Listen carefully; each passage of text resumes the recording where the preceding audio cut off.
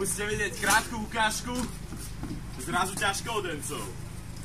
Ako ste mohli vidieť, mnohé rany dopadali na tela bojovníkov bez toho, aby ich boli schopné zraniť. Je to najmä odolná zbroj, ktorá chránila bojovníkov v bitke a bojovníci sa mohli spoľahnúť na ochranu svojich tiel pred dopadom nepriateľských rán.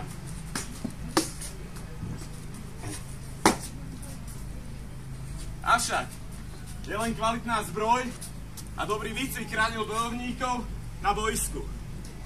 Už v 12. storočí musela byť pechota odolná voči nepriateľovi nie len vďaka svojej individuálnej schopnosti bojovať, ale aj vďaka kolektívnym pravidlám, ktorí podliehali na boisku.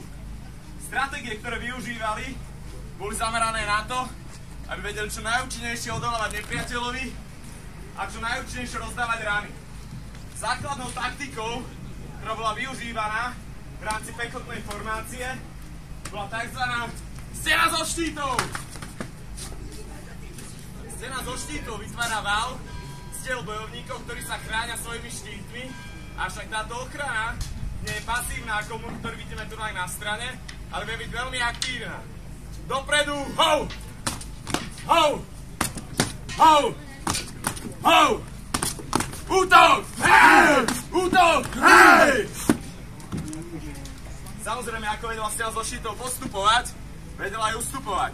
Dozadu, ho! Ho! Ho!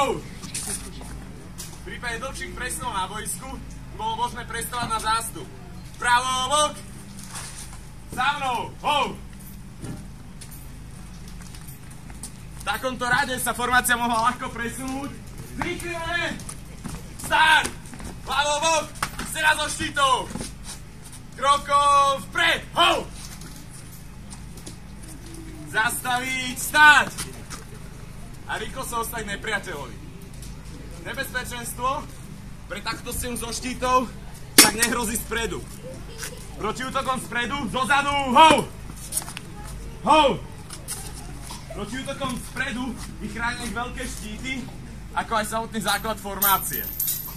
Bojovník, ktorý v takejto formácii sa totižto sústredí iba na bojovníkov, ktorých má pred sebou. Pokiaľ si vypýtame jedno z bojovníkov z formácie, aby prestúpil dopredu, môžeme vidieť, že aj keď bojuje ako jednotlivec, stále je dobre chránený svojim veľkým štítom. Každú ránu vie obratne vykryť. Problém nastáva v tej situácii, keď bojovníci útočia zo strán. Štítom sa musí presúvať z jednej strany na druhú a odhaluje pritom svoj frontálny pohľad voči nepriateľovi, ktorý tam môže ľahko zraniť. Avšak v prípade, že je vo formácii, sa nám zo strany nedá útočiť, pretože je krytý bojovníkmi po svojich stranách, ktorí nedovolia, aby rány, ktoré by inak na neho mohli smerovať, k nemu došli.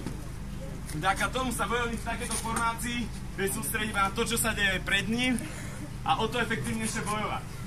Zároveň účinnosť tejto formácie vedia zvyšovať ďalší bojovníci, ktorí by z neho stáli. Máme tu preukážku jednoho kopieníka, ktorý keď spustí hrot kopie dopredu a zaútočí bodom, bod! Môžeme vidieť, že hrot kopie vie ohroziť bojovníka, ktorý stojí pred prvou radou a ľahko ho zasiahnuť.